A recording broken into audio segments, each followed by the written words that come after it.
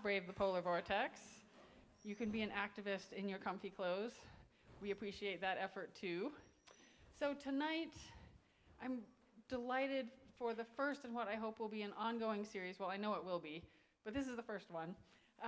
Civics 101. So one of the things that I learned watching the recent elections, both local and federal, is that the things that I learned in high school civics some years ago are no longer fresh in my memory.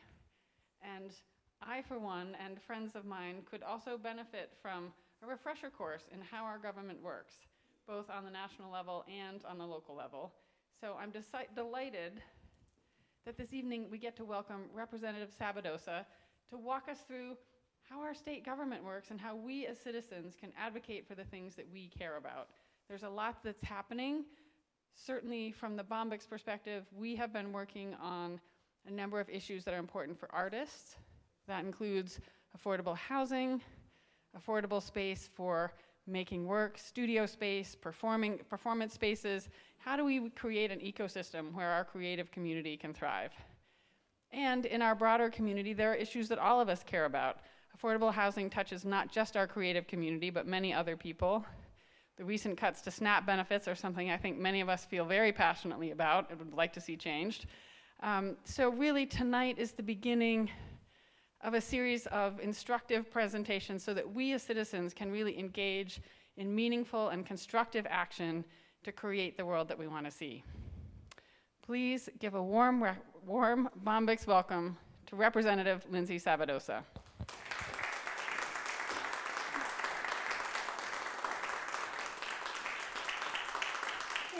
Good evening, everybody. How is everyone this evening? Good. All right. Well, thank you again to everyone who's come out and joined us. I'm actually going to, take off my glasses. I can see you better. Thank you to everyone who has braved the cold to be out here this evening. And thank you to everyone who is watching from home. Is there anybody who has come here tonight because they have, at some point in their life, felt frustration understanding the legislative process? Couple hands, a lot of hands. There may be hands that are raised at home as well. Well, tonight I'm hoping to demystify the process for you and to also really enter into each aspect of what it takes to get a bill passed so that when you are advocating, you can do that the most effectively possible. So tonight, I'm not going to talk about specific policies or things that are happening at the State House. We're really going to go back to sort of that 101 that most of us probably never actually got about how state government works. So, see if I can effectively use the clicker. So this is our agenda for the night. We're going to start off by talking about what the Massachusetts government looks like, because I think it's important that we set that stage. What are we dealing with? Then I want to talk a little bit about what is advocacy. And I want to talk a lot about what is going to be most effective for you when you're trying to build a movement for change. And then we're going to talk about the legislative process. We are then going to take a small break because you're all going to want to get up and move at some point. And so we'll take a little bit of an intermission, and then we're going to come back and we're going to talk about the state budget. And then there's going to be ample time for questions at the end. So, Massachusetts government. Now, I think, all in school, if you were like me, you probably learned a lot about the federal government and how the federal government works and about the three branches and how we have our executive, our legislative, and our judicial. In Massachusetts, we have exactly the same thing, although if you come to the State House, we will all happily tell you we had them before the federal government because we have been around longer. And in fact, our model of government was a model for how the federal government was set up. But it's important to know that tonight, we are primarily going to talk about the legislative branch. We'll talk a little bit about how after a bill is passed, You have to still work with the executive for implementation. That is no longer the legislative branch. And we won't really touch on the judicial, but it's important to know that that branch exists in Massachusetts through the Supreme Judicial Court and our courts in the state, and that can play a role and maybe will be the topic of another Civics 101 event. So, the Massachusetts House and Senate. I know people at home can't play along, but does anybody know how many members are in the general court? 200, very good. Do we know the breakdown? No? So, oh, go ahead. There's 40 in the Senate. Yes? So there's 160 in the House. That is right. And that's a really important number to remember, the 160 to 40. So in the House, we represent, the 160 of us, about 42,500 people, give or take. Every district is supposed to be around the same number of people. The reason for that is that we are the lower chamber. We are sort of like how Congress was set up, where there is the House of Representatives that is supposed to be the closest to the people, right? The Senate, they have much larger districts. I think they're at 175 now. And they have just much more land and people in those districts. But for us in the House, it's good, I think, that we have fewer constituents and there are more of us, because we have to work harder at building consensus to get anything passed. So 160 legislators, that means you need at least 80 to get any bill across the finish line, and you need 2/3 to get anything, to pass anything that might be vetoed by the governor. So when we're talking about the legislature, it is important to remember that without 80 votes, we don't have anything. That means that even if an issue feels critically important, if you can't convince 80 people, your bill is not going to go anywhere.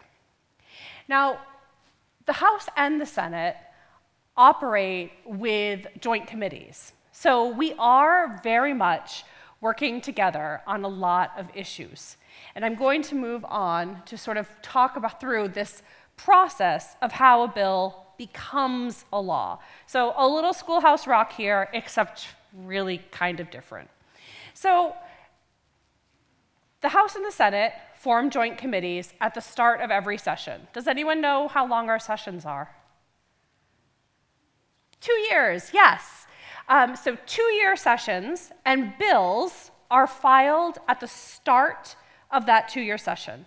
So that is going to be, like we're in 2025, in the odd number years. And I want you to remember this because you will, hopefully, at some point, come up with an idea for a piece of legislation. That is something that your elected officials will file for you. That is part of our job. If you reach out to me and say, will you file this bill? Even if I don't agree with it, I will file the bill for you because that is part of what we do. And those bills should be filed in the odd number years. They can be filed later, but then they're not timely bills, and they don't necessarily go through the same process. So keep in mind, timely filed, odd numbered years. So the joint committees all get bills assigned to them. And people often ask how that happens. It is 100% up to the clerk of the House and the Senate to decide where your bill goes. So, for example, if you are someone who's really interested in the bottle bill, which is a bill that would increase the amount that we pay when we purchase something in a bottle so that when you return it, you get a higher rate, and it's supposed to encourage more people to recycle. That's a piece of legislation that's been around. The expanded bottle bill has been around for a few years now. When that bill is filed, the clerk of the House and the Senate gets to decide where it goes. Usually, that goes to the Committee on Environmental Resources.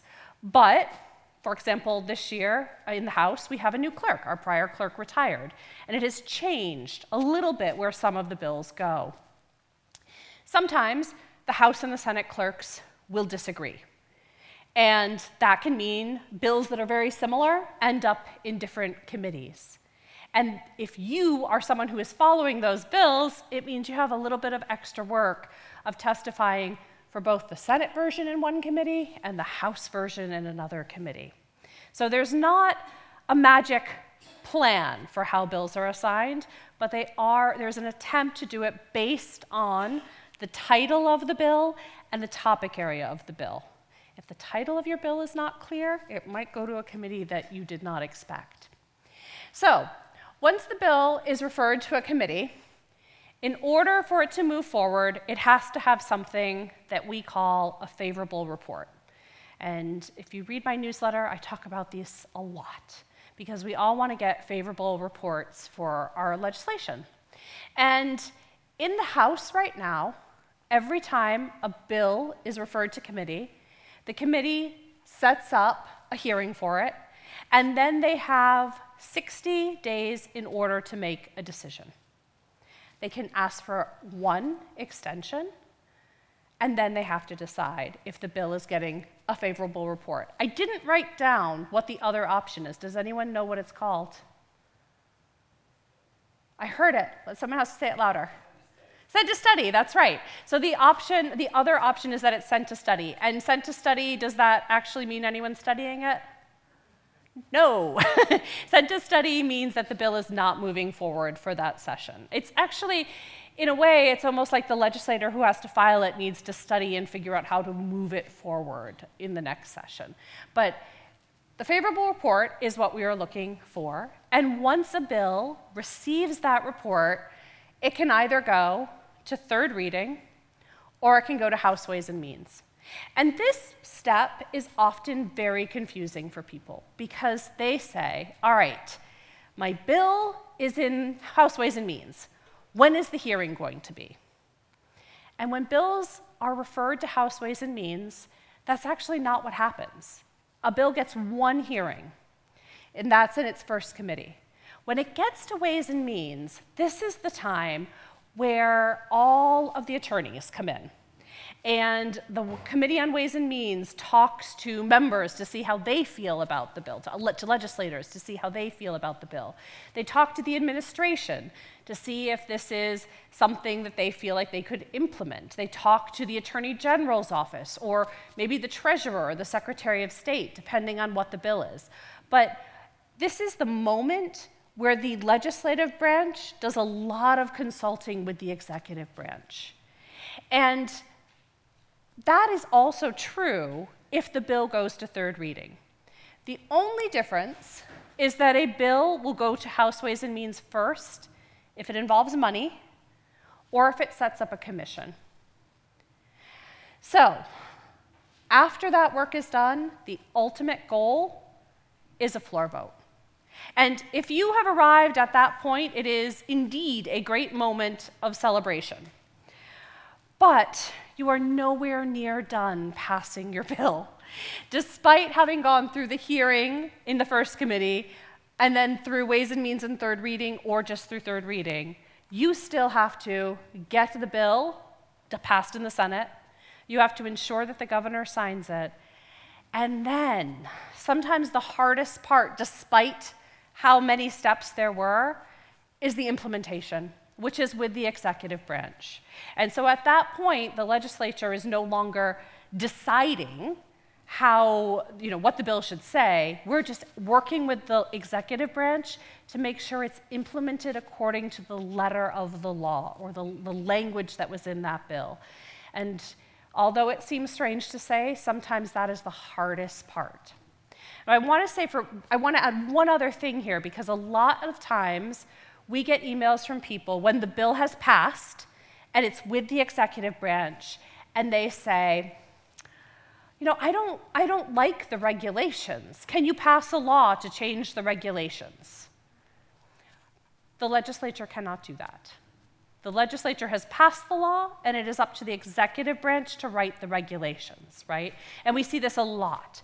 Now, Part of the reason people really start to pay attention at that moment is as that's happening, and we'll talk about this more later too, but as that's happening, there's public comment, and so the executive branch puts notices in the newspaper, you can come and testify, you might see the billboards along the Mass Pike sometimes, you can offer comment on what the regulation should look like.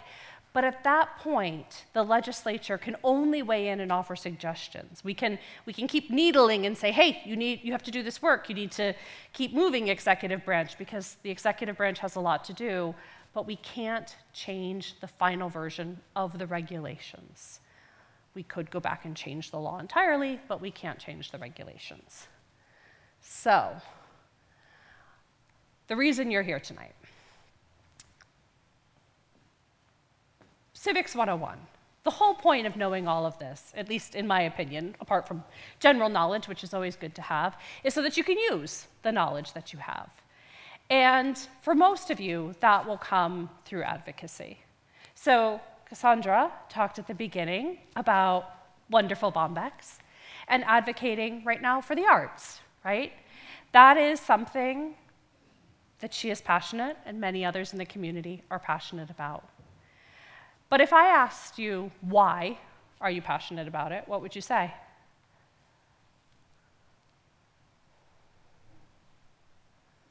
Okay. Why am I passionate about this? Because I believe that if in 4 years or 8 years or 10 years, if we don't do this work, this will not be a vibrant, creative community to live in. Right. That we really need to be supporting artists now so that they're here in the future. Absolutely. Right. So that's the why. The why the reason you are doing your advocacy work is incredibly important to know. And that seems like a fundamental, really maybe overly simplistic thing to say. But if you don't have a reason for your advocacy, it is going to be hard for you to advance a topic if you can't articulate the reason for your advocacy. Because I walked through the steps of the legislative process, and as you saw, there are many, and those take sometimes, in best case situations, a few months, but in many situations, years to complete, right? And it only happens if there are people pushing. But you can't push for everything. Now, I'm going to keep picking on you, Cassandra. You might be passionate about the environment, right? You mentioned housing, you might be really passionate about housing. You might be really passionate about healthcare and transportation. Like, all of these things might be important to you. But if you're going to be an effective advocate, you can't be an advocate for everything, right? So the why that you're doing your work is going to be something you have to articulate to legislators. And we will know if there is not a push, a drive, a passion behind that. And the other reason is that you can't do your advocacy alone. Now, there are many people who want to make a change, and they are driven to do that.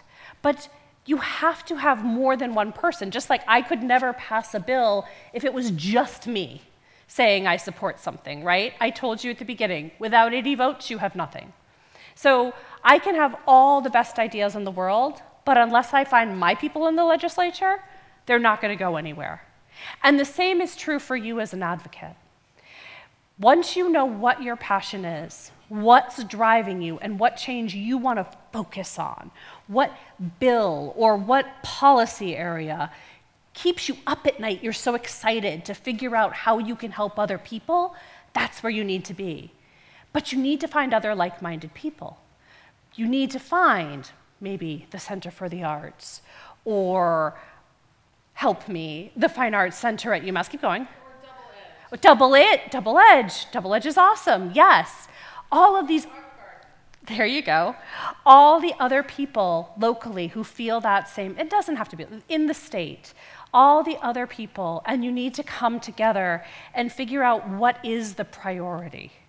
Because I often say to people who write to me, it's great to add voices to the choir, but you need a choir if you're going to keep preaching about the same thing, right? It can't be a soloist. And then finally, you need to figure out how you are going to make your case. So it isn't enough to just say, I care. There has to be a reason. There has to be a story, right? There has to be something personal, and maybe it's not you sharing every detail of your life. It doesn't have to be that personal, but it has to be why it's personal to you. And there has to be some sort of data. Because the legislature operates with both things being important. We're compelled to move by the stories, but we also need it to make sense within the context of what's happening in the state right now. So if you come and you talk about supporting the arts, then the stories of what's happening right now are going to be critical to me. I need to know that because of changes in federal policy, it's harder to bring artists from overseas, right? I need to understand that that's a problem. I need to understand that when grants come out, maybe the way they're being worded right now isn't really meeting the moment. There need to be practical changes. So that's the data. That's the piece that makes a legislature go, oh, I think we can fix that, right? You need to identify that problem, because at the end of the day, that's the goal, to try to solve the problems. And then the story about why this problem now. That's the magic that moves things. And it is always about the window being open, because there are a lot of problems. But you have to be ready with the advocacy, the story, and the data, if anything is going to happen. So let's break down each piece of the puzzle. So, bill filing. Now, I said at the beginning, if you come to me with an idea, I will file a bill for you. That's not just a fake promise, it's real. And bills can be filed really at any time. But if you want a successful bill, then you need to start talking to me, or if I'm not your legislator, to whoever your legislator is, well ahead of the start of the term. So we file bills in January of the odd years. We're moving into an even year. That even year is when we need to start talking about what you want to see filed in 2027, because it actually does take that long.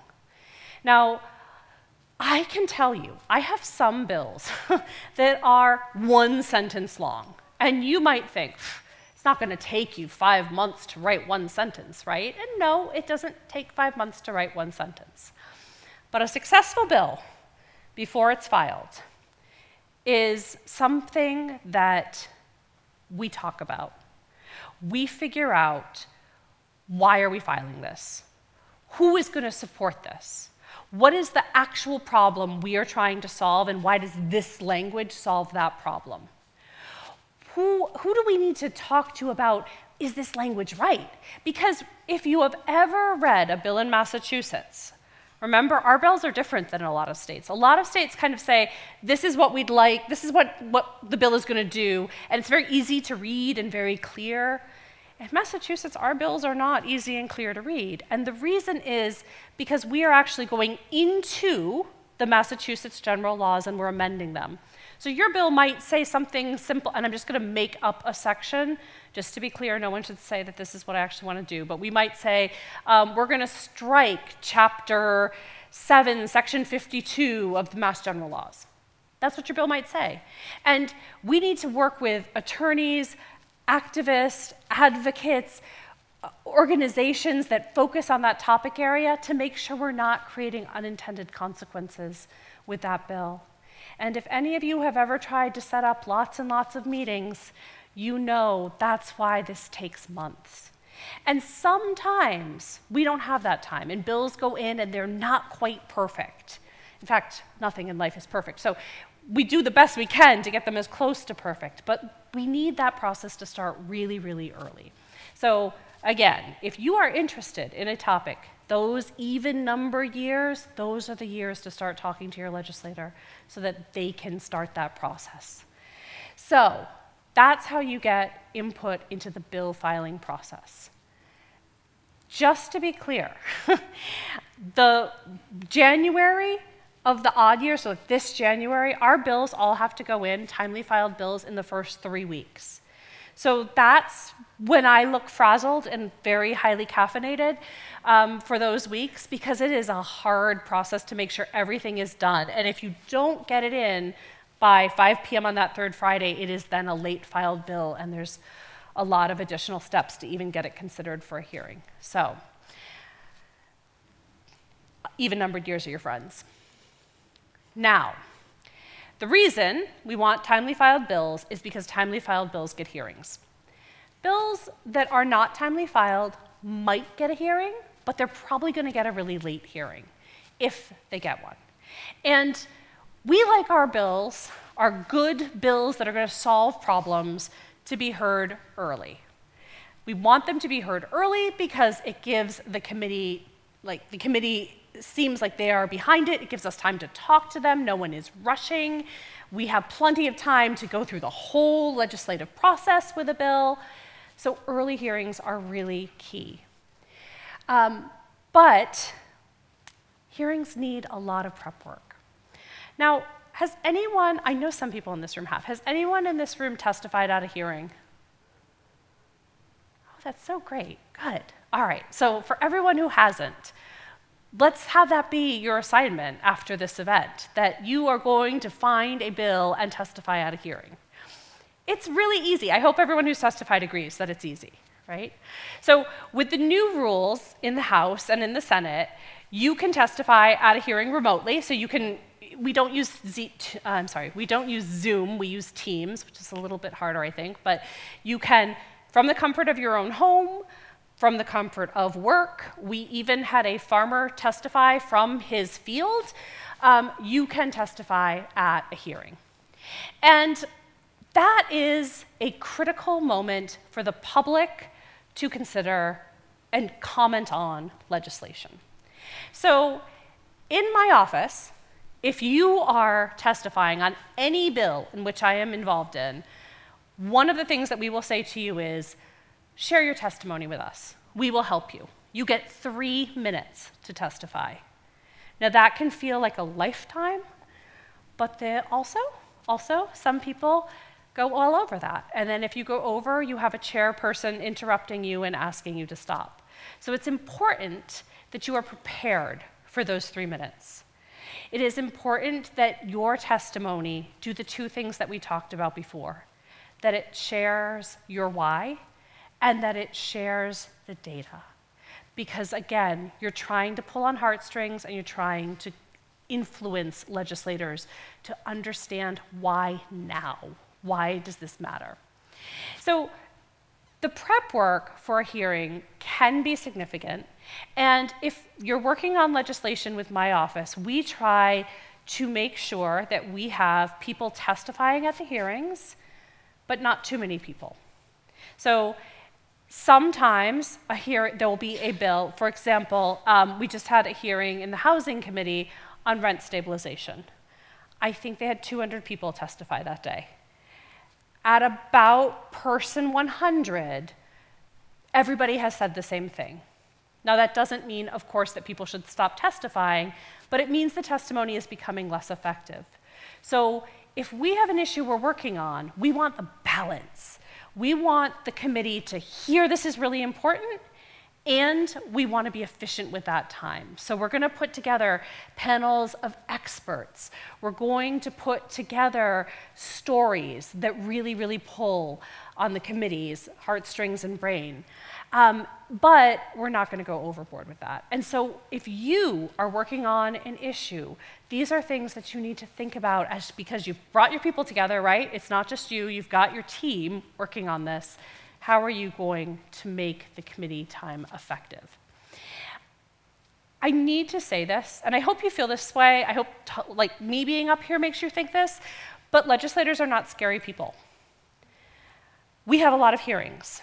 They are very long. Many of us sit on multiple committees. I currently sit on 4. Some of the hearings last upwards of 8, 9, 10 hours. I think the longest I've ever been in was 14. So legislators will get up and move. Some will go to the bathroom. Some might step out to take a phone call. It is not ideal. right? The ideal would be that you get up and everybody is just focused on what you are saying. But I do want you to understand that if people are moving around, it is not out of disrespect. It is simply because it is really hard to do that job and to sit for that number of hours. And so when you're testifying, be aware of it.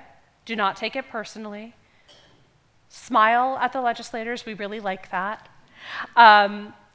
If you start your testimony, address the chairs of the committee. That's really nice, by name. And just recognize we are people. We are not scary. We are not out to get you. We may ask questions. A lot of times we don't, and that is okay too. And part of the reason that we don't always ask questions at the hearing is because this is just one part of the process, right? It's the public part. All of that testimony goes on record. The hearing is recorded. You can look it up after. You can take pictures of yourself.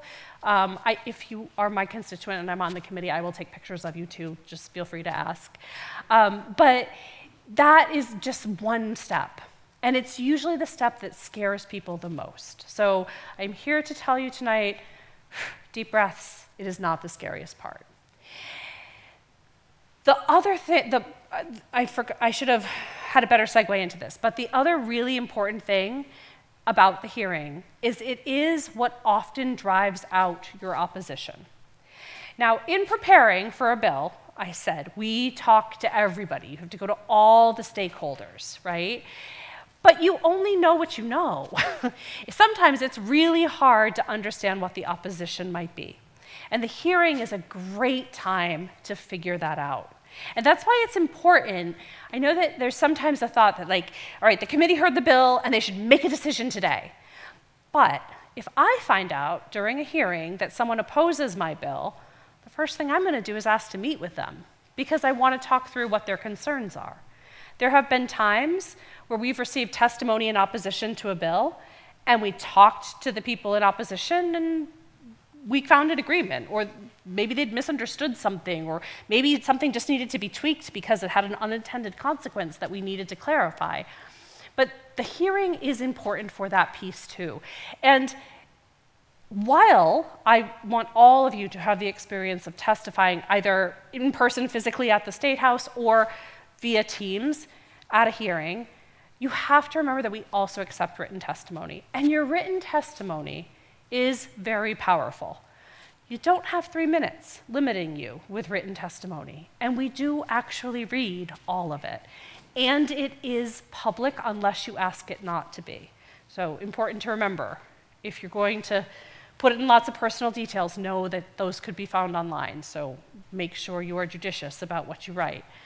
It is, oops, I think we lost, does that matter? No, that was our closed captioning. Oh, okay. I'll keep going. All right. So again, written testimony there's more time for it to be turned in. So you might get that within a week or 2 weeks even of the hearing date. And that is that critical time where you get to dig in and say, all right, there was no opposition. Great, we can move forward, or we have some work to do to figure out how we overcome this. So, moving on. Whoops, I actually started to talk about this already, so I guess I should have flipped slides. Sorry about that.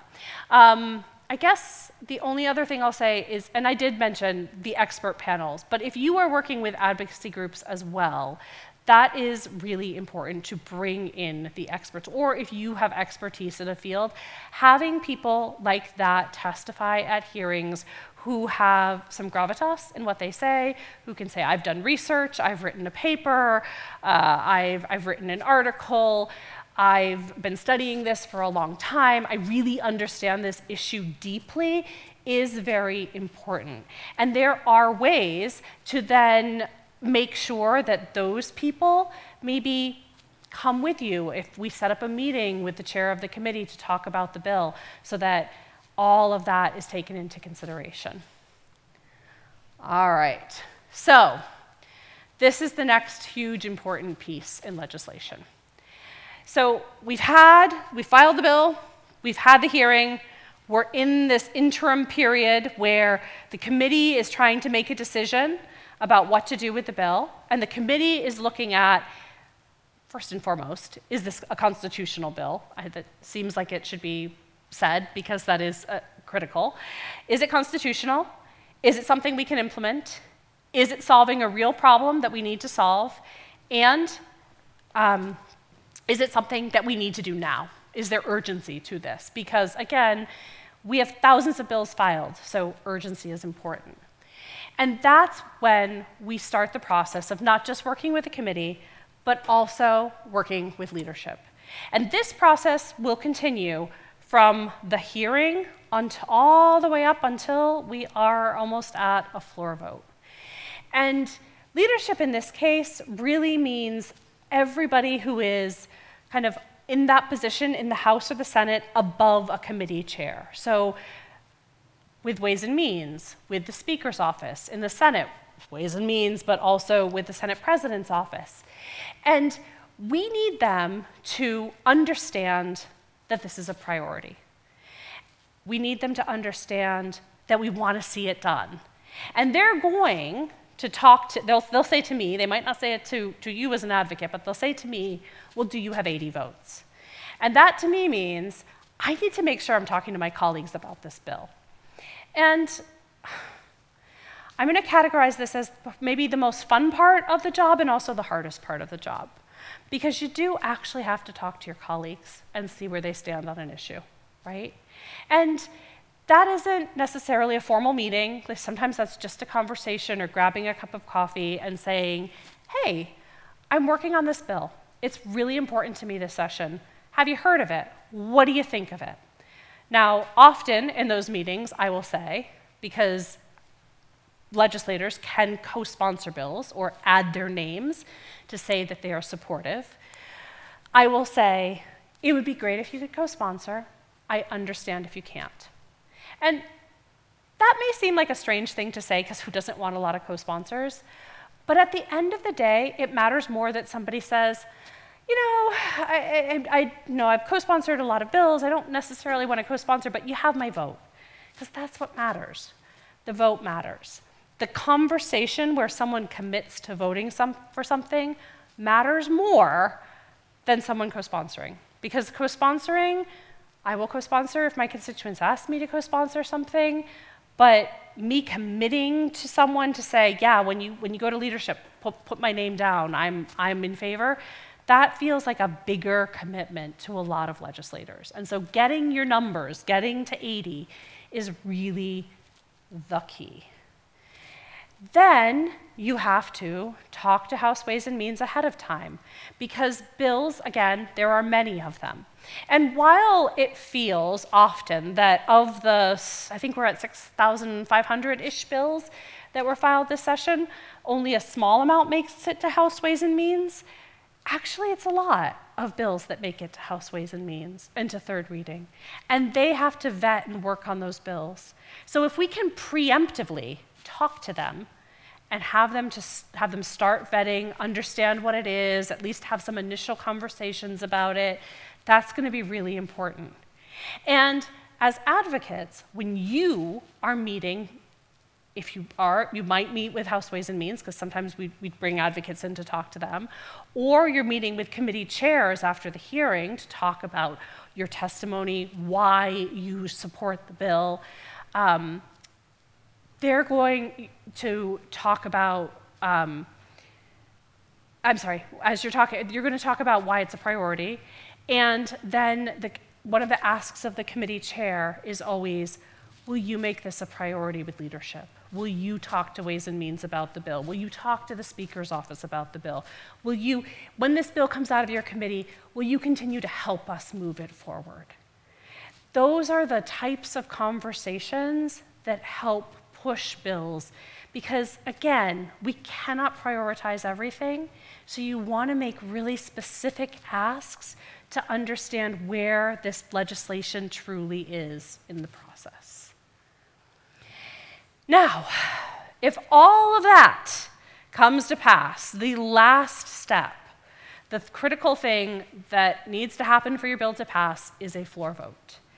And I will say floor votes are changing a little bit. So traditionally, and I say traditionally in my grand total of 7 years in the House, but traditionally, we have moved bigger pieces of legislation. We call them omnibus bills. And so part of the strategy was, can you find a way to take your smaller bill and include it in a bigger bill? Which is a nice strategy, right? It seems like a lighter lift sometimes, although it's by no means easy.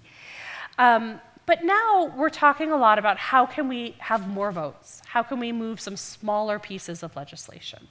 And that gives us a lot more opportunity for floor votes. So when we get to this point, however, we have to start thinking about, again, our 80 votes, but anything that might come up in relation to the vote on the floor.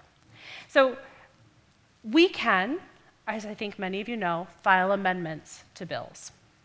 And those amendments can dramatically change what a bill says and does. And sometimes you might have, let's say you even have 120 votes, right? You have almost everybody. But you have something contentious within the bill. Maybe there's a small change to, I have to make something up on the fly, I'm sorry. Let's see, maybe there's a small change to an education bill around early literacy that everybody agrees on, but someone wants to make a small change where they say, oh, the Department of Elementary and Secondary Education is the only entity that gets to make this decision, whereas the bill says municipalities get to make the decision about what curriculum to pick. And that one amendment could be really tense because maybe there are enough people that might vote in favor of that. So this is where understanding the opposition early on is going to become really, really important. Understanding what amendments might be proposed and what you need to get in front of. Because while it seems that all these amendments are debated on the floor and people are making decisions on the fly, a lot of times we know these things are coming. And if I will say personally, if you have something that you really want to see in a bill, you start working on that amendment weeks before the bill arrives on the floor. You're talking to Ways and Means about why you think that bill that's coming down the road needs to be changed. You're talking to House leadership about it. And that's how that process really works. It doesn't work just in the moment. Almost never does it work in the moment. So as advocates, it is critical to understand where there's give and take within a piece of legislation and where we need to be careful of amendments. So if we get to that point, we have a bill that's passed. Amazing, right? Like, that wasn't small. And it's still not over. Because then it has to go to the other chamber, so from my perspective to the Senate, and then to the governor. And then, nope, still not done yet. Then you have to follow the implementation. So, as an example, last session, one of the bills that we worked on was the maternal health bill. There were a tremendous number of advocates in this community who came out in strong support of that bill and went through every single one of these steps, unfortunately for more than one session, to get that bill done. And part of that bill is setting forth regulations for midwives to assist at births at home, right, in home births. The regulations needed to come forward for that. And that's where the work was not done. And particularly for you as advocates, the work is not done. Because it is not enough to have the governor sign the bill has to actually go into effect. And so this is the moment where I mentioned the three branches for a reason, right? Because we passed the bill in the legislative, and now we've moved over to the executive. So even though this is not Civics 101 for the executive, I just need to remind you that it is critical to then stay on top of what's happening with the bill. Is it being implemented? Have regulations been promulgated? Are there public hearings to go to? Are people submitting testimony? It is the worst when there's been so much excitement about a bill and everyone's worked so hard, and then we have the first public hearing for the regulations and 2 people come. Because that's not going to be the strongest regulations possible, right? That bill is not going to be implemented the way everyone wanted it to. So, if you leave here tonight, please remember this, at least this one thing. The work is continuous if you are passionate about an advocacy area. Continuous.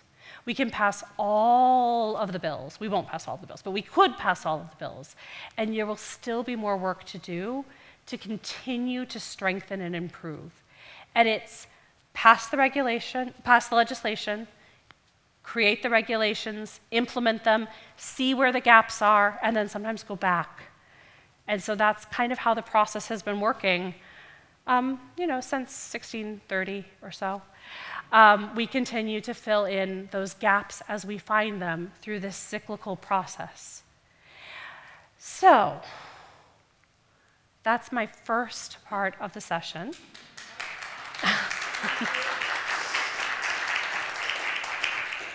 I feel like it is a good moment for a break, and then we'll go back and we'll talk about the budget. But if people have any pressing questions, we can address those too. We also have some snacks. Feel free to get up, have a bio break, get a snack, and we'll be back in a few minutes. Okay. How are we doing on time?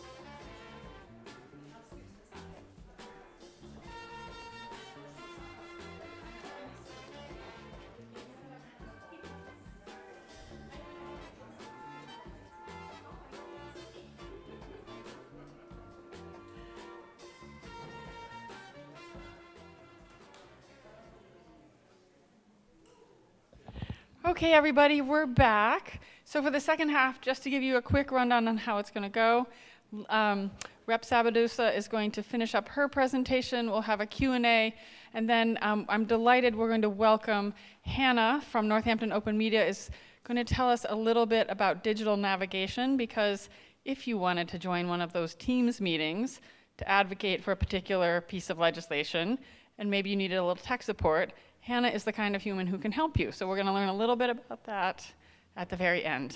So, Lindsay, take it away. Great. All right, so now that we've had a minute, had some snacks, had something to eat, to drink, does anybody have any burning questions that they want me to address before we move on? Right. There was one person who brought something up that I do want to talk about for a second, because I want to make sure that we all understand what I was talking about when I mentioned leadership. So, as I said at the beginning, we have 160 members of the House. And when we talk about House leadership, we're talking about the Speaker of the House, so the person who is selected to be sort of in charge of the House, and people that we actually call leaders. So we have the majority leader, we have the floor leaders, and then we have the chair of Ways and Means. And those are sort of the people who we consider leadership. They're the people who meet once a week to talk about the direction of the House, what we should be voting on, what bills we should be talking about, what policy areas we should be addressing. Those are the people that I'm talking about when I refer to leadership. Now, I don't want you to think that we're only working on one side of the aisle with all of that, though, because it really isn't the case. Now, Massachusetts is a Democratic supermajority. So if we wanted, we could just pass bills, and many of our colleagues across the aisle would probably just vote against them. But that's also not really how things work. And I'm going to give an example of the Women's Caucus. So the Women's Caucus in Massachusetts, we are actually established by statute. So we exist in law, we have to exist, and I'm a member of that board. And we come up with priority legislation that we advocate for. And we work with groups across the state, like the Commission on Women, and groups like, I'm completely blanking on names right now, but I will think of them and say them. Groups that are focused on similar area issues. So like maybe Mass Now could be an example. And we try to form big, broad coalitions to support and lift up different bills that our members present. But we do it in a bipartisan, bicameral way. And so what we do when we have leadership meetings, and we have them, is we meet with the Speaker of the House, with the Senate President, with the governor and the lieutenant governor, and with the minority leader in both the House and the Senate. And we do that because we want to make sure there's actual support for legislation. When I was walking through that process, we talked about last-minute issues that can come up, the amendment process. We understand the opposition and the support better if we're talking to everybody. And so when I talk about leadership, it is all of those folks that we are talking with in order to understand if we can get our legislation over the finish line. So that's my brief explanation on House leadership. That probably raised more questions, but we'll have some more time for that at the end. So now I'm going to go into a conversation about the budget process. And I don't know, maybe it's obvious, but maybe it's not. The budget process can be just as, if not more, critical than the legislative process.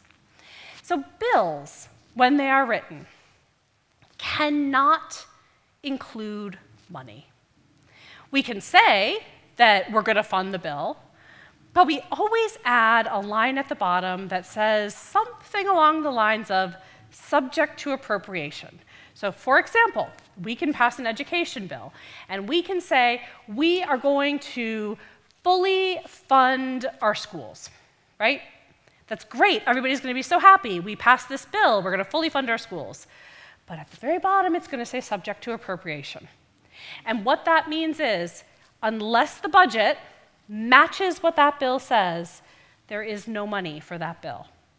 So as advocates, you need to understand that almost always, very, very rarely, does the policy that you want not come with a price tag of some kind. And all of that is in the budget process. And the budget process is super different from the legislative process. So, the budget process begins. Now, budgets have to start with the governor. And again, I'm here tonight to talk to you about the legislature, but you'll see that there is this close dance with the executive. And the budget is maybe the biggest example of how we have to work super closely with the governor. The governor files a budget each year. Now, we have a 2-year legislative session, so our bills are on a 2-year track, but our budgets are on a 1-year track. So the governor files that budget in the middle of January. Can you guess, if you are an advocate, when is the best time to try to influence what is in the governor's budget?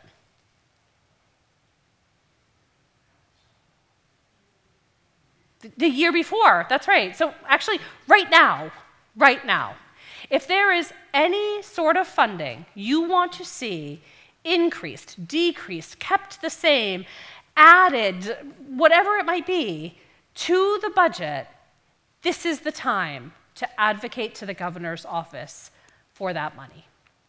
If you wait until January, it is far too late. Now, the governor's budget is not fully baked right now because we are trying to understand what our revenue is going to be as a state. So in December, we will have a consensus revenue hearing. That is a very fancy name for figuring out how much money we think we're going to have. And we will say, this is the number of dollars we think are going to come into the state, and this is what we're going to base our budget on. Now, I could get really, really, really weedy around budgets because there's a lot of moving pieces, but we're going to stay really high level with this. And if there are questions and you want to get more in the weeds, we can do that, but I want everyone to leave here tonight with a basic understanding of how the budget works and how to advocate for it. So, if you are advocating for the governor's budget, this is the moment. She will issue that in January.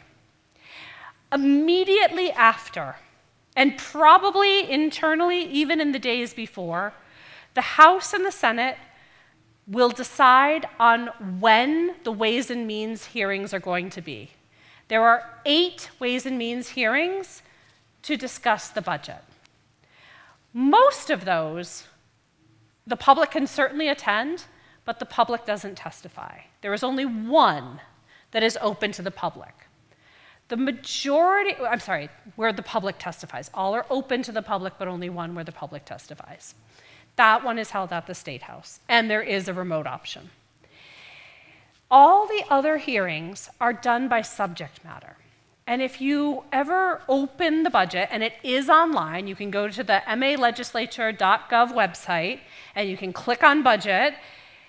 I don't know, if you're like me, I like to print things. I find it really hard to go through 380-something pages online. But you can read the whole thing there. You will notice it is divided by category. So we have all the different branches of the executive branch funded in that budget. So it makes sense, right, that the governor is the one that files this because for the most part, she is talking about how we fund the executive branch. How we fund our constitutional officers, our auditor, our attorney general, our treasurer, our secretary of state. And we have hearings where each entity that is funded in the budget comes in and they talk about why they've made their funding requests. So that's interesting, I think it's interesting, to understand how our state is spending money, right? I can tell you for sure, the hearings around education higher education, K through 12, early education, those are super passionate hearings where a lot of people are invested in what is being said. But it is no less interesting to understand how we are funding our libraries, how we are funding the arts, how we are funding our sheriffs, our district attorneys. Like, this is the nitty-gritty of how our state works, right? So those are those hearings. Simultaneously, while those hearings are taking place, and we travel all across the state to hold them, every member of the House is meeting with the chairman of Ways and Means to talk about their budget priorities. And those meetings happen in February and March. So if you are advocating to your legislator for funding for something, when does that mean you need to talk to us? Now or like January, right? But if you're coming to us in February or March, it is really late in the process. Often we've already had those meetings. We've been asked to prioritize what we think is the most important pieces of the budget. And then the Senate comes right after us. So the Senate does their budget in May. And those meetings with Senate Ways and Means, they don't start that long after the House. So the key to your advocacy for budget is start early and earlier, because in years like this one, where there is a lot of financial pressure on the state, it is going to be even more important for legislators to get their lists of priorities together. We can't do that unless we hear from you early. If we hear from you in April, it is too late. And the final step of the budget process is conference committee. I apologize that E slipped onto the second line, but it is the conference. And that is when we take the House budget, the Senate budget, and figure out how we're going to come together with a final budget. Now, Massachusetts has a well-deserved reputation for being late with its budget, because we are usually late. Now, the House and the Senate pass their budgets in April and May, and we are supposed to be done by the end of July. Often we are not. Often it gets pushed and pushed and pushed. And this year we were actually on time. That is not always a good thing. Sometimes we're late because we're watching the financial picture and trying to be careful about what goes into that final conference report. This year, we knew that things were going to be difficult, and we kind of said, let's get the budget done, and then if we have to make adjustments, we will, which we have, and we'll talk about that a little bit. But this is your general guide for when each step happens. And as advocates, remember, you need to be earlier. So, governor's budget. Again, the governor is going to put forward a budget for each one of her agencies. So why does that matter to you if you're an advocate, right? Well, a lot of that money flows directly into your communities. So, of course, the bottom line for all of those agencies is going to matter. Let's think about the Department of Conservation and Recreation, right, or DCR. DCR is fabulous. They run a lot of our parks locally. We want to be able to go to those parks. We want to see rangers there. We want there to be trash cans where the trash is removed. We want to make sure that they're taken care of, that if maintenance is done, that happens. It may not seem like there's a direct line, but there's a direct line between DCR's budget and what happens when you walk into a park. But the governor's budget can do a lot more than that. In fact, the governor often, in addition to funding all of her agencies, puts a lot of policy into her budget. So sometimes the governor says, hey, I have this proposal about taxes. Let's put it into the budget. Or she might say, I think we need to look at how Chapter 70 is allocated, our education funding in the state. We need a commission. Let's put that in the budget. The governor could put anything into the budget that she wants. And it helps start a conversation. It doesn't always mean that the House and Senate are going to agree and take it up, but the opportunity to get something in and to have the governor's stamp of approval on it is really kind of enormous. And so that's why it is so important to figure out how to advocate now. And your partners in doing that are your local elected officials. So your state rep, your state senator, your mayor's office, your city council, your school committee, but even just you, by yourself if you want to, can write to the governor, contact her local office in Springfield, and start to push for priorities.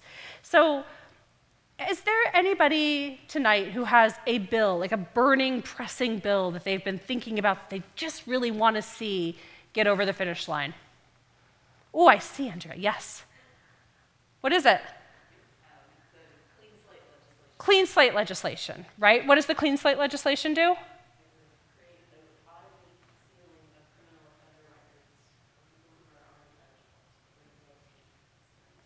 Right, so it would make it easier to seal criminal records for people who are already eligible to have their records sealed. It would reduce bureaucracy, in effect, right?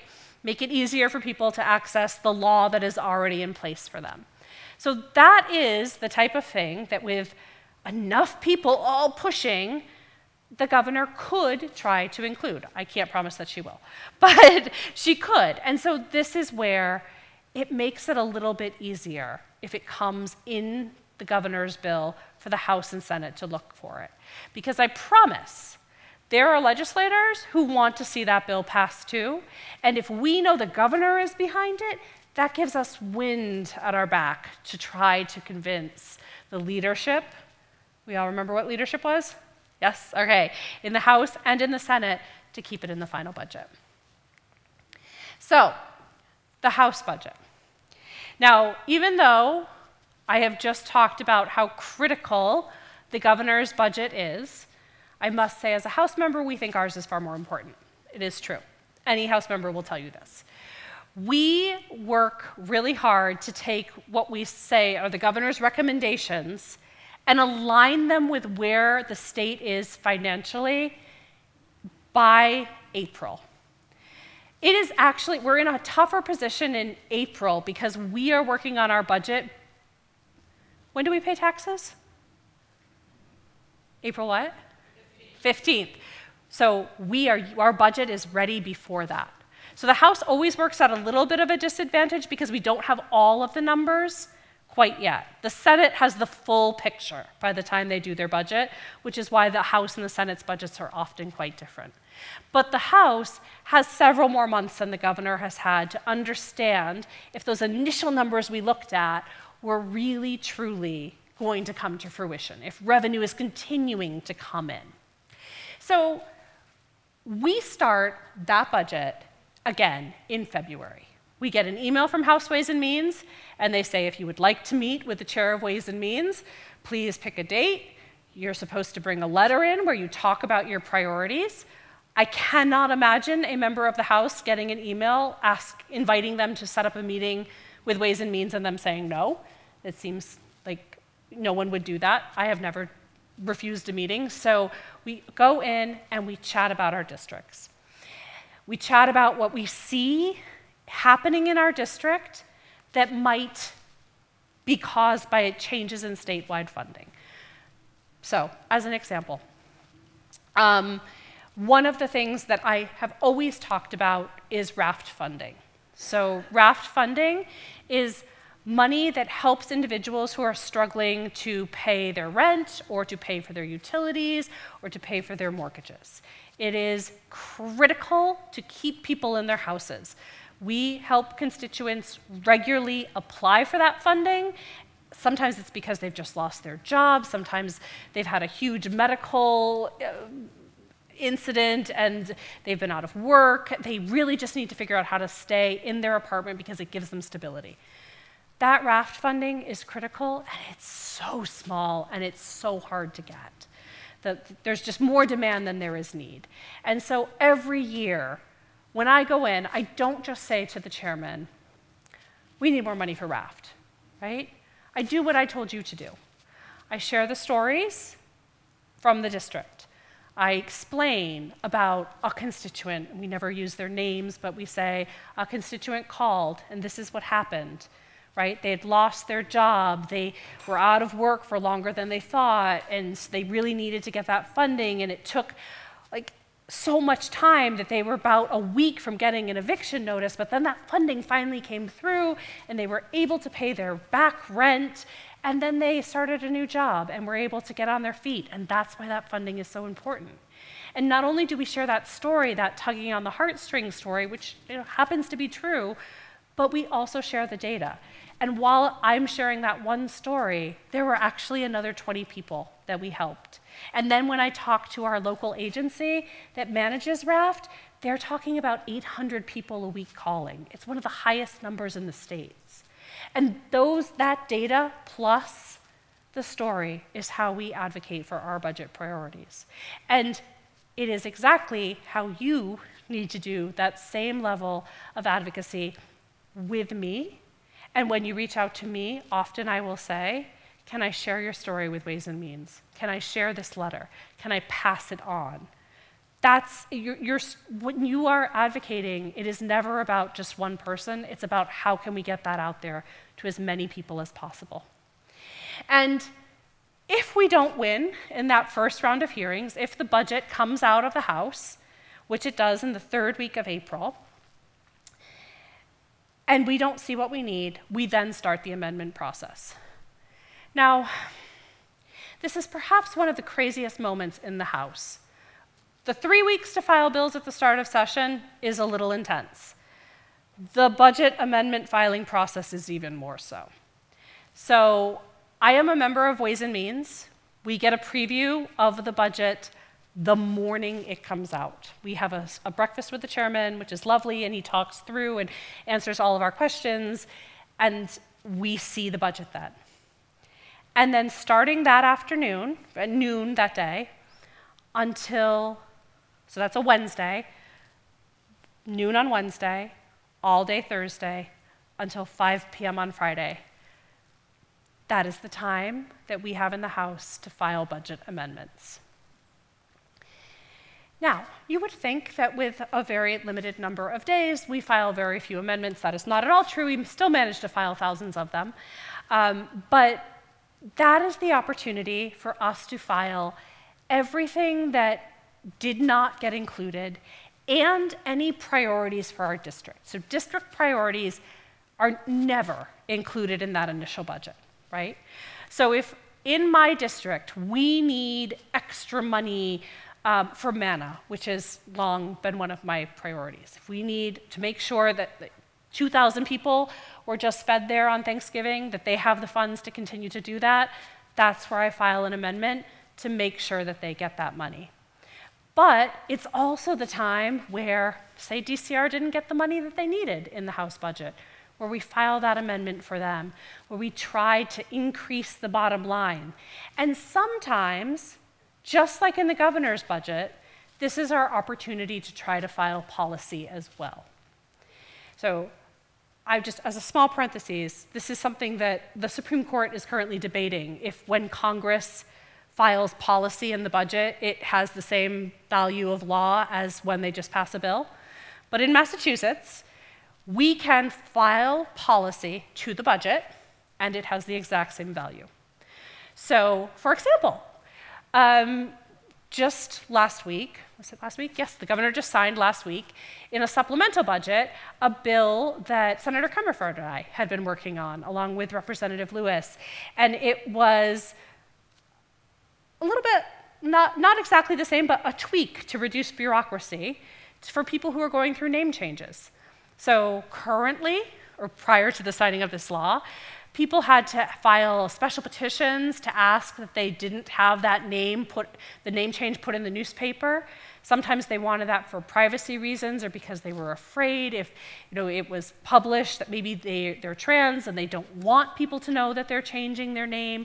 They want those records segregated so that they're just not part of public record, which means that AI scrapes public record and it's online, and given the current climate, they didn't want that. And before, they had to jump through a lot of hoops and pay a lot of extra money in order to make those requests possible. Some courts made it easy, some courts made it really hard. With the passage of that law, that's all simplified. The bureaucracy has been reduced. All you have to do is ask, right? There are some checks and balances to make sure that people stay safe, but the bureaucracy is reduced. Now that's policy, pure policy, no cost, but we got it through in a budget. And a lot of times the amendments we're filing in the House are doing just that. So, for those bills that you care about, maybe, Andrea, you didn't get the clean slate bill in the governor's budget, but you try again in the House. And I will say what we're often told, although I'm not quite sure that it's true, that happens more in the second year. Because remember, we're doing a budget in year 1 of the term and also in year 2. So the Senate budget, super similar process. But again, the start date for those Senate meetings is also February. So that just means you really have to be on top of your budget game when you are talking to legislators, because this is happening way earlier than a lot of people are thinking, right? Those meetings are happening early. And their amendments are due in May. Now, the senators get more time to file their budget amendments. We are different bodies. They still manage to file quite a lot. They get a whole week. But the same process. So if something doesn't come through in the House, often you're going to try to get it in the Senate. Now, things can change based on who the Speaker and the Senate President are. So I want you to take this advice with a grain of salt. But oftentimes, people who are really excited, like say you got your amendment in the House, they will say, great, now we need to get it in the Senate too, because we want to make sure that we get it. Right now, if you get something in the House, it will not come through in the Senate, and vice versa. Because we want to set up the ability to trade, and we want the bills to not be exactly the same, right? And also there's this idea, well, it was a priority for a legislator in one of the chambers. We tend to accept all earmarks that any legislator gets. It's very, very rare that something is lost in conference like that. And so it's important to understand, if you've got it in one chamber, yes, you want to build support in the other, but it's not a bad sign if it doesn't come through the second time. So I don't have to spend a lot of time here because the process is, again, very similar. But this is your second big opportunity to weigh in, and it is in May. I do actually want to say one thing. There are some groups in the state, I won't name names right now, but there are some, that start to do their advocacy days for the budget in May. All of you have been here tonight and you know better.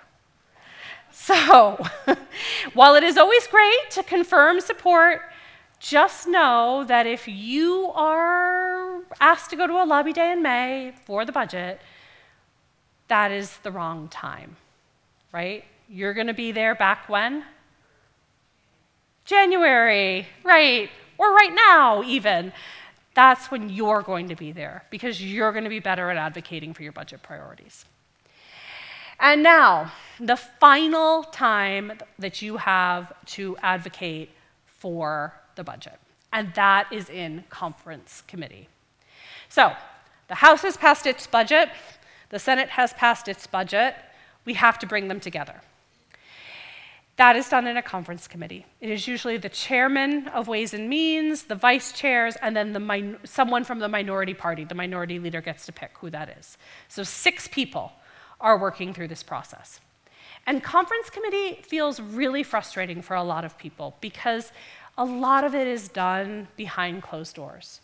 And the conference committee will not tell you what they're doing. They keep that secrecy pretty firm, right? They're not going to say, yes, we're doing this, no, we're not doing this. But that doesn't mean that you can't weigh in.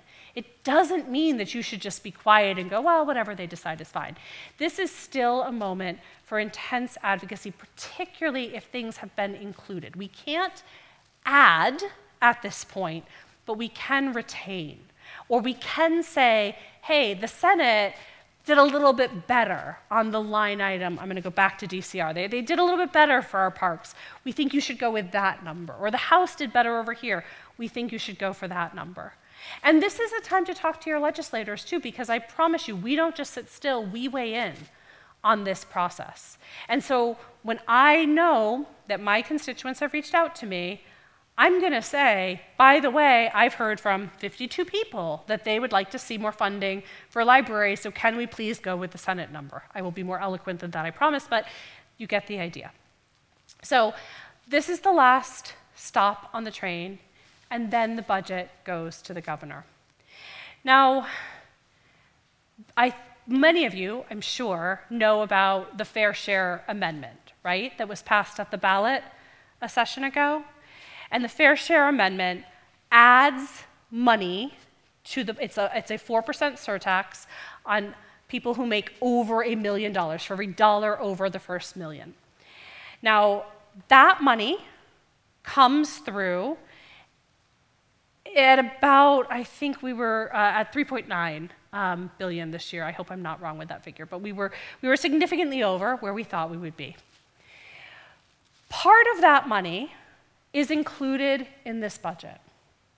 But another part of that money we've decided to use to create a fair share budget, a supplemental budget that is on top of our regular budget. And part of the reason we do that is because, first of all, that amount might go up and down, so we have a little more flexibility, but also because the fair share dollars can only go towards transportation and education. So it becomes, I think, even more confusing now because you see the governor coming out with multiple budgets and the House and the Senate discussing multiple budgets and passing budgets at different times. But I think from the point of view of advocates, it's nice to just look at it as one big picture, right? Like, it doesn't really matter, I think, if, well, from the point of view of advocates, it may not matter if free meals at schools is passed in the fair share budget or the regular budget. It matters that it's there, right? So when we're talking about that, I think it's sometimes tempting to come in and say the budget doesn't include, but it's in the fair share budget. So as you're looking at the big picture, that's what I'm here for, to help answer these questions and to try to demystify where different pieces came through. So I just mentioned that fair share budget, but there are lots of supplemental budgets that come through during the year. If we don't pass the budget in time, we pass what are called 1/12 budgets. They're just budgets or deficiency budgets, budgets that just make sure we're continuing to pay all of our bills. But often there are supplemental budgets that come through because we need to fund something else. We just recently passed a supplemental budget that helps with our hospitals. They helped bolster the safety nets. So if anyone goes into the hospital for care, even if you don't have health insurance, the hospital has to take care of you, right? We don't turn people away from our emergency rooms if they are in critical condition. They have to be stabilized. Well, there's a process for how that's paid for. The hospital pays some, the insurance company pays some, and the state helps pay some. And so we had to add more money to that fund because our hospitals are seeing more people come in who need that safety net funding. So those supplemental budgets come through often through the year. And that's why, if you are focused on, I want to see increased funding for schools, I want to see increased funding for transportation, I want to see these, our libraries, the arts, I want more funding, then you have to look at all the different bites of the apple that you can have through the year. And so, that doesn't make it easier for you as advocates, it just means that the job is never, ever, ever done. And I think that is really one of the biggest messages tonight. Advocacy is almost never one and done. There will always be ways to improve what we are working on. There will always be ways that we need to fill in another bucket or address a new problem that has arisen. Becoming an advocate is a lifelong commitment. So I hope you were all ready for that when you came here this evening, knowing that you are now taking that on for all eternity. But I think it's how we make our world better, right? It's how we take care of each other. It's how we make our government effective. We chose in this country to have a democracy. That's what a democracy is, showing up for it. So I've repeated this slide, which wasn't actually a mistake, but it was just a reminder of the pieces that we talked about before, how you can be most effective. You can't, any one of you, and including me, and I need to remind myself of this, we can't all do everything. We all have to be a team and pick our pieces of which problems we're going to solve, how we're going to solve them, and how we're going to make the world a little better for our friends and neighbors, right? So it is imperative that all of you, as you figure out how you are going to be the strongest advocate possible, how you find your why, how you find your reason, your passion, whatever you want to call it, about why you're showing up, why you're reaching out to your legislator, why you're proposing a bill, why you're asking for more money. There has to be a real reason and a compelling story. You have to have your people, and you have to know how to make your case. I get asked a lot if I like this job. And I always give the same answer, which is yes and no every day. Every day. There's I love it and I hate it. There are really hard things about being in government. The absolute best thing are the people in this district, just hands down. I probably shouldn't just share little stories, but I'm going to anyway. So last night, I got invited to go to an event at Rachel's Table. Does anybody know Rachel's Table? Yeah, so they're this amazing local group that works to fight food insecurity, and they do that through food rescue, growing, buying, and gleaning. And they were having an end-of-the-year celebration for their gleaners.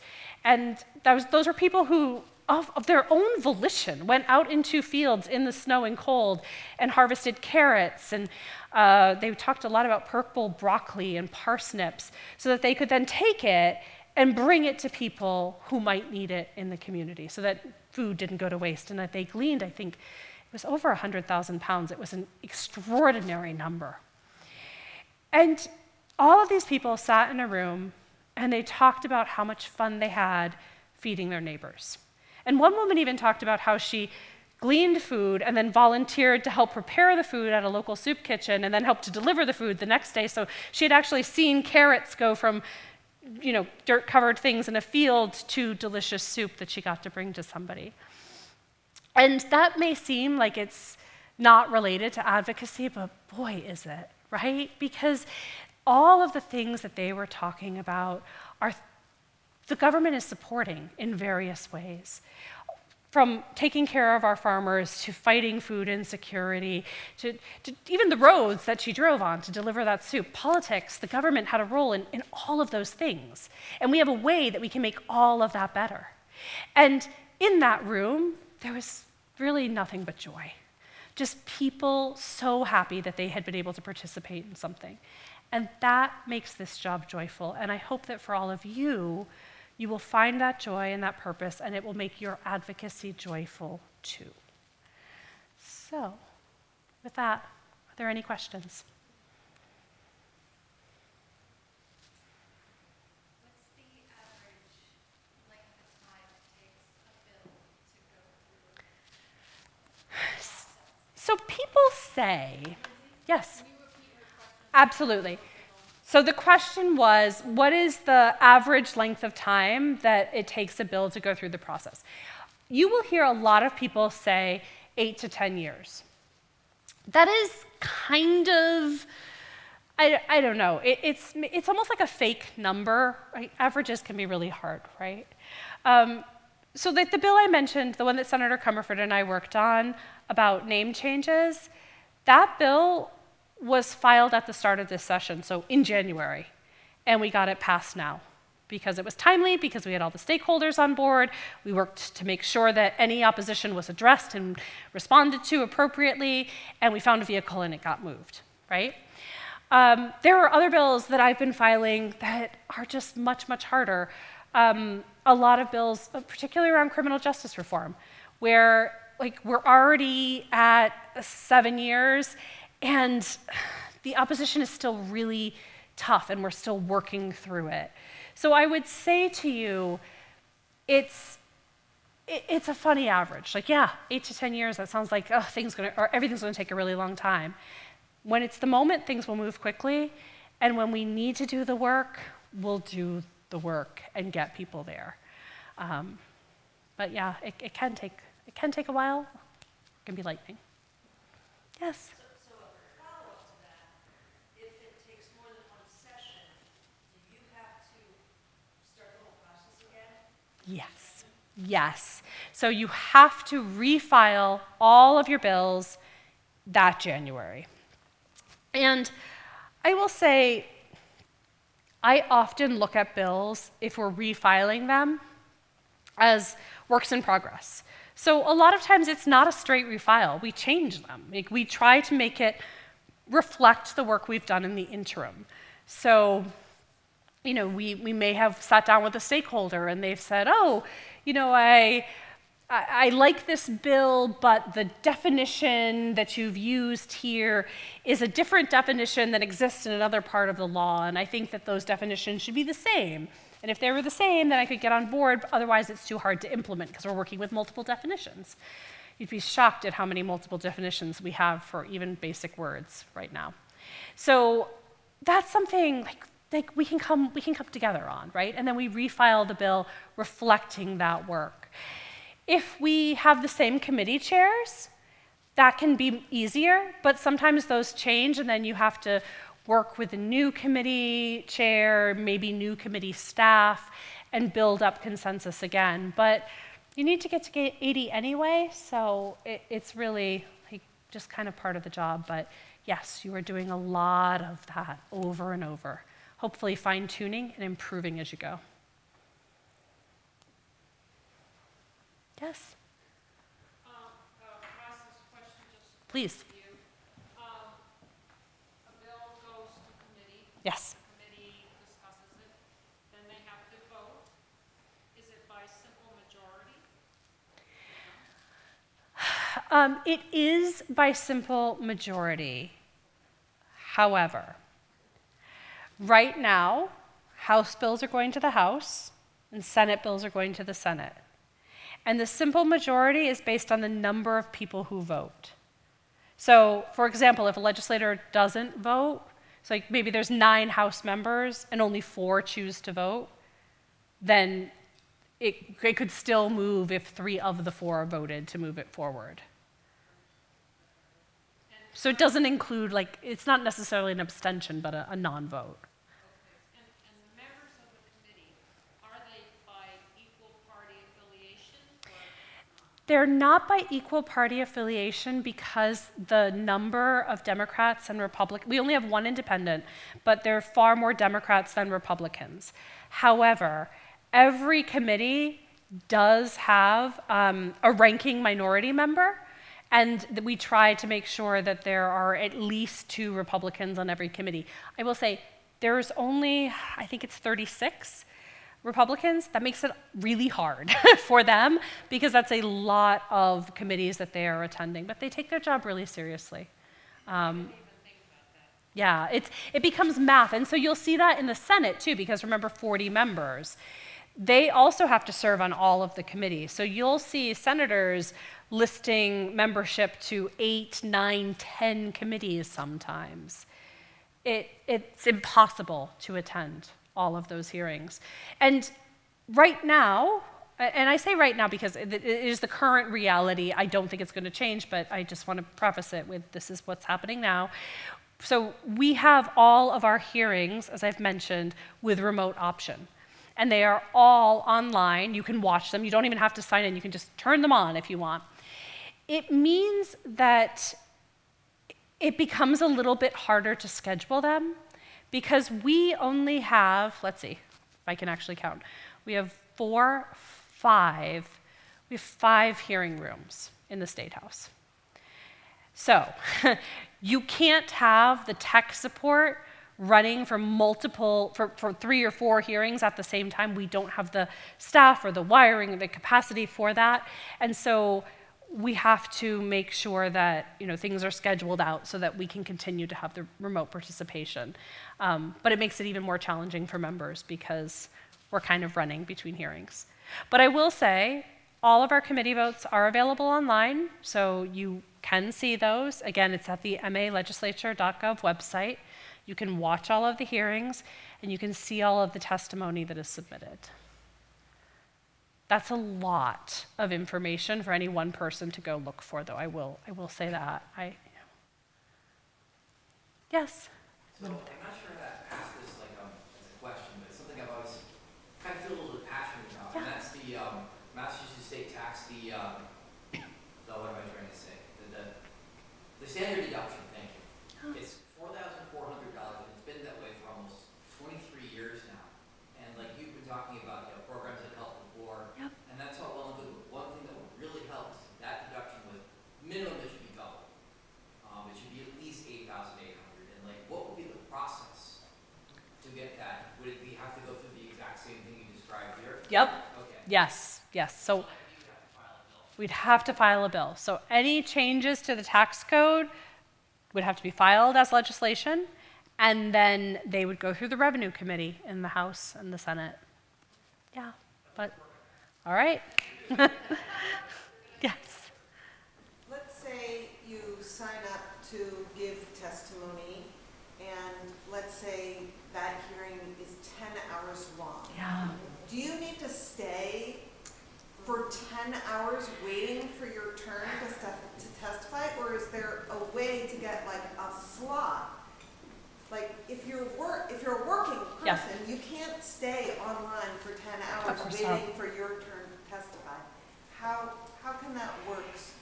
So we don't do slots, and I think if you watch the hearings, you understand there's a little bit of chaos, right? Because you never quite know, and it's probably self-induced chaos, but you never know how many questions are going to be asked of someone who is testifying. So while you know that person is given 3 minutes to testify, there's the time it takes for the next person to come up, and if you're on Teams, the time it takes to sometimes find the person on Teams, to get them to unmute. We spend a lot of time asking people to unmute. So the timing is always a little hard to predict.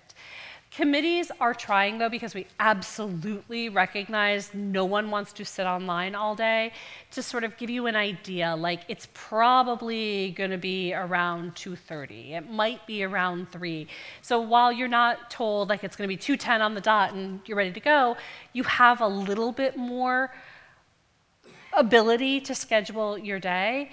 But it's still a challenge. There's really no perfect answer yet. I would say it's better than forcing people to drive to Boston to testify, but there's still challenges, and we see this all the time. I mean, I will say the most, I felt so badly for these poor people. They waited, I think, 4 hours to testify.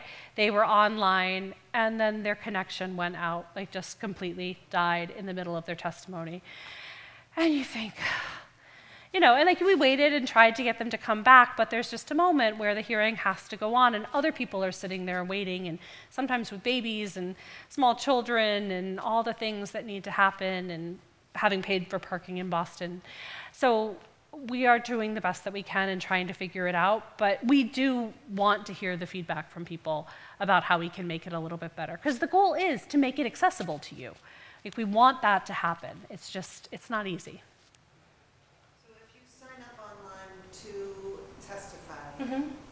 Do you expect to get an email from someone? Yes. Expect that you'll probably, your number, whatever, 300, and Yep. expect that it'll be somewhere in the range of 4 p.m. to 5 p.m.? So it depends on the committee staffer. I mean, it's always good. So you'll get an email with, here's the link to click on to testify, and you'll get basic information. This is the committee, these are the bills, this is, who's chairing it. And you can always check in with the committee, or you can ask us. We're happy to, as your legislator, to double check for you and make sure. And we've been able to, this is a small trick, but if you say, and we've definitely had this happen, I don't have all day, can you help me? I can go in and say, hi, I'm here to testify about XYZ bill, and I'm on a panel with my constituent, because we get legislative priority, so we can testify. We also don't get a set hour. It's kind of based on who walks in the room, but we know that we're going to get called out of turn, and so if there is a reason, we can make sure that that happens for you. We can't do it for multiple constituents at the same hearing, but obviously we've had doctors, we've had teachers who just can't sit around, and we will do that for you. Yes? So, given the political polarization on the national level and also in Northampton, we just saw this last election. Yeah. How is this reflected among the 160 of your colleagues? And could you just shed some light on, if so, how that is reflected? And then do you have any examples of folks working together? Yeah, I actually have more examples of folks working together than not. So like I said, I'm on the Committee on Ways and Means. We have some lovely Republican members on that committee, truly, very good friends at this point. And we do. I mean, we are not going to agree on all issues, but we agree a lot on issues around local funding and on making sure that we're bringing money back to Western Massachusetts in particular. And so we have not, except for there are some examples of some people who have worked hard to try to create polarization, but for the most part, that is not the State House. It really isn't. Now, if you read the newspaper, sometimes that doesn't seem the case. But if you walk into the doors of the body, we're not screaming and fighting with each other. Yeah. Yes? Lindsay, this is year 7 for you? Yes. What was your learning curve like? You had such a confidence explaining this. What was your learning curve when you first started? Your learning curve is it's not a curve. What is this, like a roller coaster? And I think the thing about the legislature is that it seems like it's always the same, and yet it's constantly changing. So while the process remains very much the same with some small changes, like I mentioned, the remote participation is new, the committee votes being online, that's actually new, the testimony online is new. Those things change, but the bulk of this remains the same. But the legislature is this constantly fluid body. So you're just always working with new colleagues. There is a new class of often around 20 people every term. So if you think about 160 people, that is actually a lot of turnover. That's getting to know a lot of new people, working with new people on committees, figuring out their style, their priorities, how to best interact with them.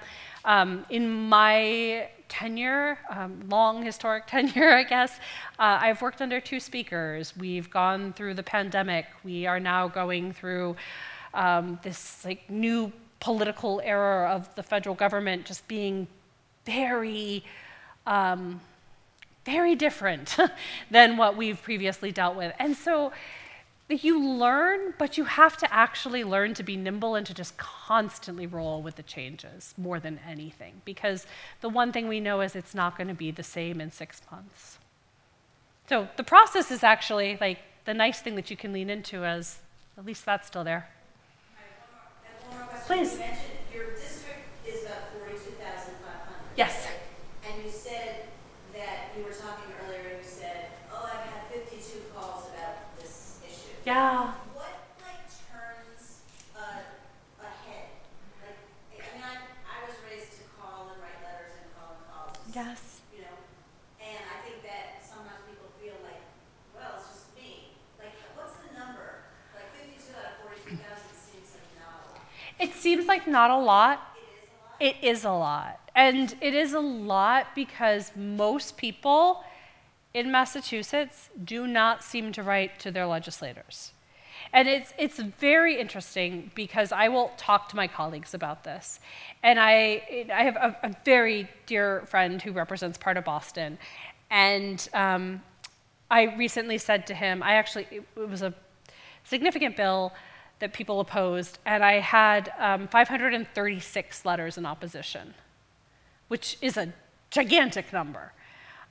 Compare that to, I think the bill that I then maybe have the most emails about has around like 156. So 536 in opposition was a big number. And I said this to him, I was like, my district is so upset, like this bill, we can't pass it, we have to stop, we need to hit pause, we need to rewrite it. And he and I agree very much politically, we talk all the time, and I think that his district is like mine, and he said, I don't know, I've had like 4 emails. So, and I hear that a lot from colleagues, that like they don't have that same level of outreach. So I think it is critical that you write to your legislators and let them know how you're feeling, because how else are we supposed to know? I mean, it's wonderful to get out into the community and hear from people, but that's a segment, right? And it's a segment of people, like I read the letters, the op-eds that people write to the Gazette or in the Reminder, but that's another segment. And then heaven help us, social media is a whole other segment, and that's sometimes harder, to parse where people really stand on issues. But it's a legislator's job to represent constituents, and we can't do that unless we know what you're thinking. What do you think is getting in the way of constituents not reaching out and expressing what the concerns are? I think first and foremost, most people are just trying to live their lives. Like, when you go out and like ride the bus, for example, right, and you chat with people, like you can hear 100 problems that someone has in their life on a bus ride, just sitting with them. But to then take that time that they don't really have and put that in a letter to a legislator, that's a lot of work. And like, that's why it's imperative that we do get out into the community, and that's why you see me at events, or I hope you see me at events in the community, and why I want to be there, because that's when people talk to you, and it's a low pressure. Sometimes they don't even know that I'm their legislator, and they're just able to talk about what problems are. But I really do. I really think most people are just trying to figure out, like, how do I get my kids to school? How do I get to work in the morning? Like, I need to run to the grocery store. I don't know, if you're like me, I was like, oh wait, I forgot to buy cat food today. Like, where writing to the legislator comes in on that list is hard. It's still important. It's just not most people's priority. So I think it means we have to do more work rather than other people doing it. Yeah. And then there's another hand too, but go ahead. Do you have a preference for letters, emails, phone calls, postcards? What? All right, so this is the great question. There are lots of ways to reach out. Yes. All right, so what is the best way to reach out?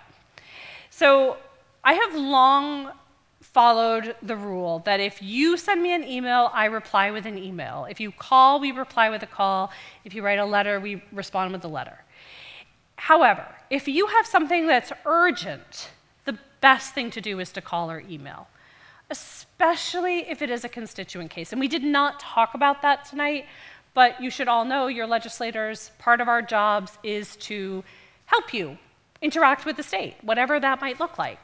And if you tell me that you need help with unemployment and you put that in a letter that you mail to me, it's going to take several days, if not weeks, for me to get that letter. And then I'm going to say, oh my gosh, can I call you or email you because this is urgent, right?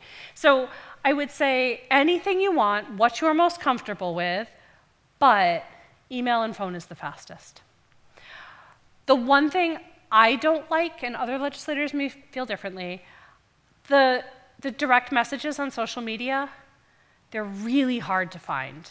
I don't get all the alerts on my phone, and sometimes we miss them. We have an automatic message up saying, please email us, but the social media messages get to be really hard. There's a lot of spam in there too, and bots, and so I would say email or phone is best. Letter's fine. course. I feel like I missed a hand, though. Is there someone else? No? Okay. Oh, there's... I don't have a question, I have a statement. Say- Thank you for taking the time to be with us when I'm sure you have a lot of things to do. And it's very educational, and it means that you think about us. Of course. Thank you. Well, thank you, everybody, for coming tonight. I know it is about 3 degrees out, so I am very grateful that you braved the cold, and I'm very grateful to everyone who is listening in at home. And if you have questions at any point, the screen that I was supposed to click to, there you go. I have all of my contact information there. Please feel free to reach out at any point. I am currently only, I think, 2 days behind on email, but if you email me, I will answer you. I take that really, it's really important to me that you hear directly from me, so know that that will happen. And my final pitch is going to be, there are a lot of people in our community that need help. And as we talked about, thinking about their state legislator is not usually the top of mind. So if you know someone who is waiting on their unemployment, who can't get their driver's license, who is looking for housing, who needs help with getting a professional license, whatever it might be, even if it seems silly and like I couldn't help, please connect them. Because part of my job is to connect them to the people who can. And we don't want people feeling alone. So, final pitch for the evening. I think we have Northampton Open Media coming up now? Yes. All right. Thank you, everybody. So hold tight for just 1 second. The cold will still be out there when we leave. Hi, everyone. I've seen some of you before. I am Hannah Cox. I'm the digital navigator at Northampton Open Media, which is your local access TV station. And my job is to provide technology support, resources, classes, and training to the Northampton community. And my job tonight is to tell you about a resource to help you with your advocacy efforts. I myself have testified at a hearing for a bill sponsored by Rep. Sabadosa, so I get it, I understand. And so when you seek help with me, you're looking for maybe getting affordable internet, maybe you don't have a computer and you need a computer. Maybe you just need one-on-one help with your devices. And so what this looks like is I can help you practice a Microsoft Teams call so you can testify at that hearing. Or we can work one-on-one on how to send a group email so when you're rallying your team of people, you can send that group email or that group text. Or how to create a Google Doc so you can write a letter to send it to whoever you want to send it to. Maybe you need help watching the hearings that you want to support. Things like that are things that I can help with. And FYI, if you want to take a picture, you can. I teach classes. So upcoming and the more pertinent one is a Google Chrome Basics class at Forbes Library. And so if you need help searching the malegislature.gov and how to search and bookmark things, Google Chrome Basics is a great way to start. A lot of advocacy efforts start by searching things on the internet. And this is another take a picture moment. If you need that one-on-one help to look up a resource, to find the phone number of your rep, to find the address of how to drive to the State House and where to park and how to get there. These are a combination of drop-in hours and appointments. I would be the person that you are seeing, and we're able to work one-on-one on whatever technology things. It does not have to be related to advocacy. It could just be that your phone's acting weird. But this is a free resource for the community, and it's a really great way to promote digital equity in Northampton. If you want to get techie with your advocacy, we do have cameras, microphones, you can film, take pictures, do fancy things. If that's up your alley, just saying, we are the local access television station. If you want to stay updated on new drop-in hours, some things are going to change in the new year, new locations, fun things like that. You can scan that code to stay updated. I'll linger around if you have any questions, but you are free to be released into the chilly, chilly weather. And thank you all.